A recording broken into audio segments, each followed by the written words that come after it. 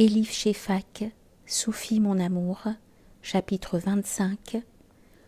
Rose du désert, la Catin. Konya, 17 octobre 1244. Bordel, ils existent depuis la nuit des temps. Les femmes comme moi aussi. Mais une chose ne laisse pas de me surprendre. Pourquoi alors que tous ces gens disent qu'ils détestent voir des femmes se prostituer, les mêmes s'acharnent-ils à ce qu'il soit presque impossible pour l'une d'entre elles de se repentir et de recommencer sa vie? C'est comme s'ils nous disaient qu'ils sont désolés qu'on soit tombé si bas, mais que maintenant qu'on y est, on doit rester au fond pour toujours. Je ne sais pas pourquoi il en est ainsi. Tout ce que je sais, c'est que certains se nourrissent de la misère des autres et qu'ils n'aiment pas qu'il y ait une personne misérable en moins à la surface de la terre. Mais, quoi qu'ils disent ou fassent, je vais sortir de ce lieu un jour. Ce matin, je me suis réveillée, animée du désir d'écouter prêcher le grand Rumi. Si j'avais dit la vérité à madame et que je lui ai demandé la permission, elle se serait moquée de moi. Depuis quand les putes vont à la mosquée ? Aurait-elle demandé en riant si fort que son visage rond serait devenu cramoisi. C'est pour ça que j'ai menti. Après le départ du derviche imberbe, madame avait l'air si préoccupée que j'ai senti que c'était le moment de venir lui parler. Elle est toujours plus accessible quand elle est distraite. Je lui ai dit que j'avais besoin d'aller au bazar pour des achats. Elle m'a cru. Au bout de 9 années que je travaille pour elle comme un chien, elle me croit. À une seule condition, a-t-elle dit. Sésame vient avec toi. Ce n'était pas un problème. J'aime bien Sésame. C'est un grand homme musclé avec le cerveau d'un enfant, fiable et honnête jusqu'à en être idiot. Comment il survit dans un monde aussi cruel reste un mystère pour moi. Personne ne connaît son vrai nom, peut-être même pas lui. On l'appelle comme ça parce qu'il adore le halva au sésame. Quand une pute du bordel a besoin de sortir, Sésame l'accompagne comme son ombre silencieuse. Il était le meilleur chaperon dont j'aurais pu rêver. Nous sommes partis tous les deux sur le chemin poussiéreux qui traverse les vergers. Arrivé à la première intersection, j'ai demandé à Sésame de m'attendre et j'ai disparu derrière un buisson où j'avais caché un ballot de vêtements d'homme. J'ai eu plus de mal que je ne l'aurais cru à enfiler ces vêtements. De longs foulards m'ont permis d'écraser mes seins. J'ai ensuite mis le pantalon bouffant, le gilet en coton, un long manteau rouge foncé et un turban. Puis j'ai à moitié dissimulé mon visage derrière un foulard dans l'espoir de ressembler à un voyageur arabe. Quand je suis reparue devant lui, Sésame a eu l'air éberlué. « Allons-y », lui ai-je dit en voyant qu'il restait figé sur place. « Mon cher, est-ce que tu ne me reconnais pas ?»« Rose du désert, c'est toi ?» s'est exclamé Sésame en portant sa main à sa bouche comme un enfant émerveillé. « Pourquoi tu t'es habillée comme ça ?»« Tu peux garder un secret ?» Sésame a hoché la tête, les yeux écarquillés d'excitation. « Très bien, on va à la mosquée. Mais tu ne dois rien dire à madame. »« Non, non, » a protesté Sésame, dont la lèvre inférieure tremblait. « On va au bazar. »« Oui, chérie, plus tard. D'abord, on va écouter le grand Rumi. » Sésame s'est affolé comme je l'avais prévu. Tout changement de programme le déstabilisait. « Je t'en prie, c'est très important pour moi, » l'ai-je supplié. « Si tu es d'accord et si tu promets de n'en parler à personne, je t'achèterai un gros morceau de halva. »« Halva ?» a répété Sésame en faisant claquer sa langue de délice, comme si le mot avait déposé du sucre dans sa bouche. Cette carotte sucrée agitée devant lui, nous avons pris la direction de la mosquée où Rumi allait parler.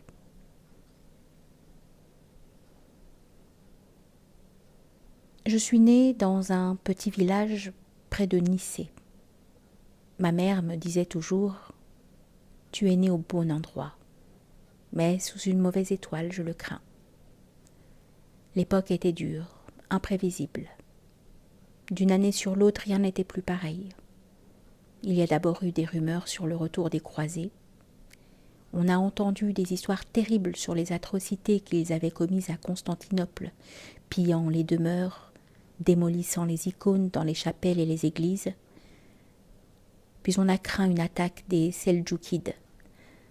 Les récits de la terreur répandue par les armées seldjoukides ne s'étaient pas encore tus que résonnaient ceux sur les impitoyables Mongols.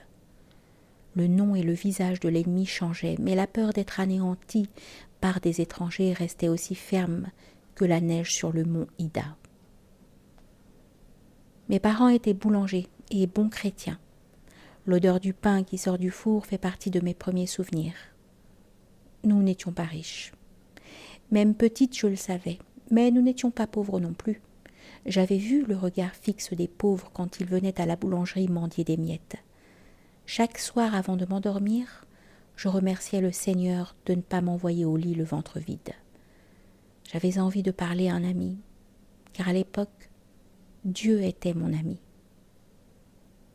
Quand j'avais 3 ans, ma mère est tombée enceinte.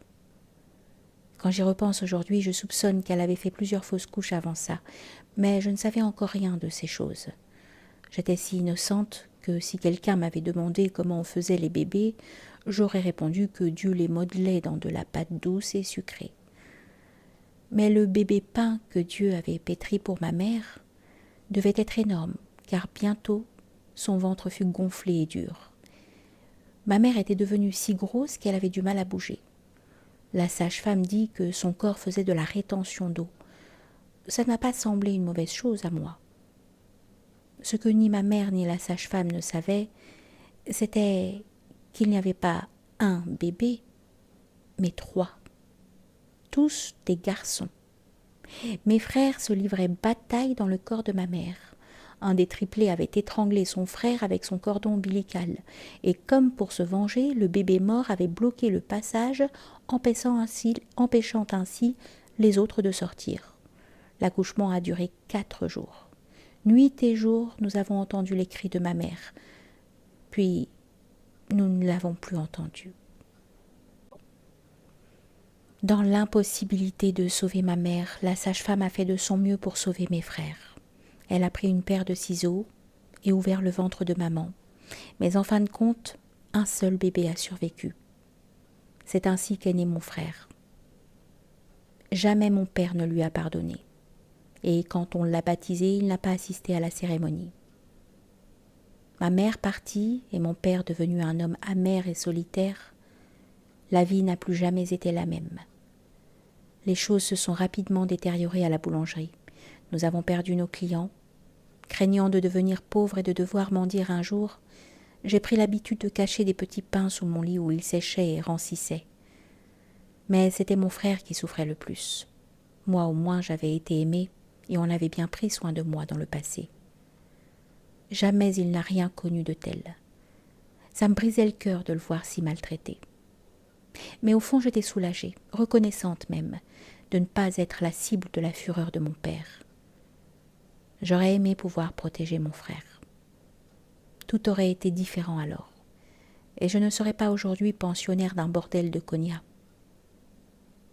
La vie est tellement étrange. Mon père a fini par se remarier. Une seule différence dans la vie de mon frère. Avant, c'était mon père qui le maltraitait. Désormais, c'était son épouse qui s'en chargeait. Il a commencé à faire des fugues. Il revenait avec les pires habitudes et les plus mauvais amis. Un jour, mon père l'a battu si fort qu'il a failli le tuer. Après ça, mon frère a changé. Il y avait dans ses yeux quelque chose de froid et de cruel que je ne lui connaissais pas auparavant. J'ai compris qu'il avait une idée en tête, mais jamais je n'aurais imaginé son horrible projet. J'aurais mieux fait de le connaître. J'aurais aimé prévenir cette tragédie. Peu après, on a retrouvé mon père et ma belle-mère morts, empoisonnés à la morora. Dès que l'incident a été connu, tout le monde a soupçonné mon frère. Quand les gardes ont commencé à poser des questions, il s'est enfui affolé. Je ne l'ai plus jamais revu. Tout à coup, je me suis retrouvée seule au monde. Incapable de rester à la maison où je sentais encore l'odeur de ma mère, Incapable de travailler à la boulangerie où flottaient tant de souvenirs douloureux, j'ai décidé de me rendre à Constantinople, chez une vieille tante célibataire qui était devenue ma parente la plus proche. J'avais 13 ans. J'ai pris une voiture pour Constantinople. J'étais la plus jeune passagère à bord et la seule à voyager sans compagnon. Au bout de quelques heures de route, nous avons été arrêtés par une bande de voleurs. Ils ont tous tout pris. Valises, vêtements, bottes, ceintures et bijoux, jusqu'aux saucisses du cocher. N'ayant rien à donner, je suis restée discrètement à l'écart, certaine qu'ils ne me feraient aucun mal. Alors qu'ils allaient partir, le chef de bande s'est tourné vers moi et m'a demandé « T'es vierge, petite demoiselle ?» J'ai rougi et refusé de répondre à une question aussi incorrecte. J'étais loin de penser que mon attitude leur donnait la réponse qu'ils voulaient. « On y va !» s'est écrié le chef de bande. « On prend aussi les chevaux et la fille. » En larmes, j'ai eu beau résister, aucun des autres passagers n'a même tenté de me venir en aide. Les voleurs m'ont entraînée dans l'épaisse forêt et j'ai été surprise de voir qu'ils y avaient créé tout un village. Il y avait là des femmes et des enfants, des canards, des chèvres et des cochons. Ça ressemblait à un village idyllique, sauf qu'il était peuplé de criminels. J'ai bientôt compris pourquoi le chef de bande m'avait demandé si j'étais vierge. Le chef du village était gravement malade, atteint d'une fièvre nerveuse. Il était alité depuis longtemps, couvert de taches rouges sur tout le corps, et on avait en vain essayé sur lui d'innombrables traitements. Peu auparavant, quelqu'un l'avait convaincu que s'il couchait avec une vierge, il lui transmettrait sa maladie et en serait alors libéré et guéri.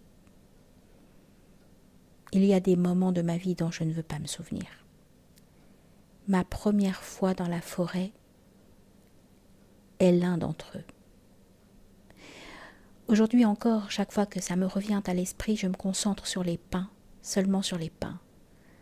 Je préférais rester assis seul sous ces pins à la compagnie des femmes du village, dont presque toutes étaient les femmes ou les filles des voleurs.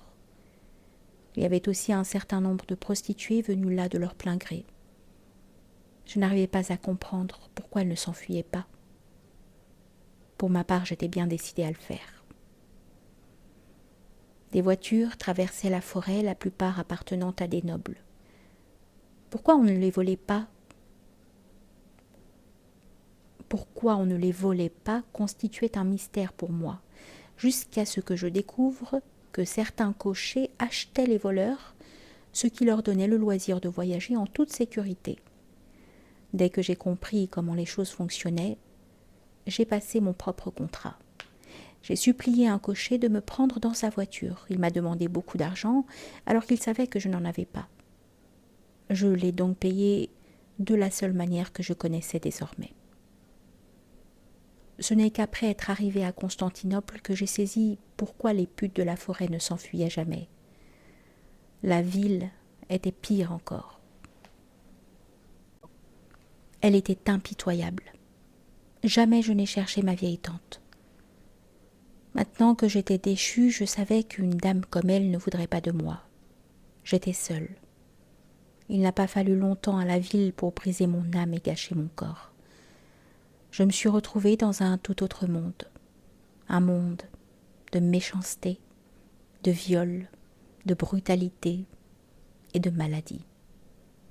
J'ai subi des avortements successifs jusqu'à ce que je sois tellement abîmée que je n'ai plus mes règles et que je sois devenue stérile. J'ai vu dans ces rues des choses telles que les mots me manquent pour les décrire. J'ai quitté la ville avec des soldats et j'ai voyagé avec des artistes et des tziganes assouvissant leurs désirs. Puis un certain tête de chacal m'a trouvée et m'a conduite dans ce bordel à Konya. La madame se moquait de savoir d'où je venais, tant que j'étais en bon état. Elle a été ravie d'apprendre que je ne pouvais plus avoir d'enfant parce que de ce côté-là, je ne lui causerais pas d'ennui. En référence à ma stérilité, elle m'a appelée Désert, et pour embellir ce nom, elle a ajouté Rose, ce qui me convenait bien puisque j'adore les roses. C'est ainsi que je me représente la foi. une roseraie secrète où je me promenais jadis pour inhaler le parfum des fleurs, mais où je ne peux plus entrer. Je veux que Dieu redevienne mon ami. Dans cet espoir, je tourne autour du jardin, à la recherche d'une porte pour y entrer, dans l'espoir qu'on me l'ouvrira.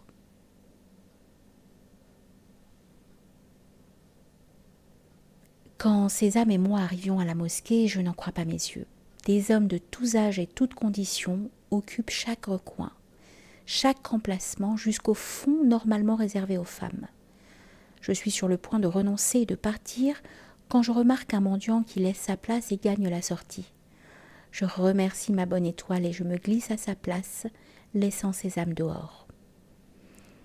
C'est ainsi que je me retrouve à écouter le grand Rumi dans une mosquée pleine d'hommes. Je ne veux même pas penser à ce qui se passerait s'il découvrait qu'il y avait une femme parmi eux. Pire encore, une putain. Je chasse toutes mes sombres pensées et je me concentre sur le sermon. Dieu a créé la souffrance pour que la joie puisse paraître à travers son contraire, dit Rumi.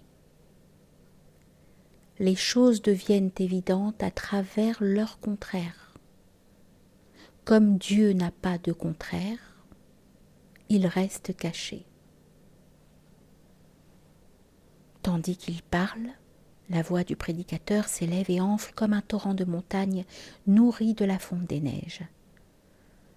Considérez la dégradation de la terre et l'exaltation des cieux. Sachez que tous les états du monde sont ainsi.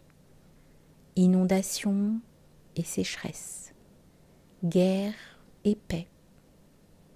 Quoi qu'il arrive, n'oubliez pas, Dieu n'a rien créé en vain, que ce soit la colère ou la patience, l'honnêteté ou la culpabilité.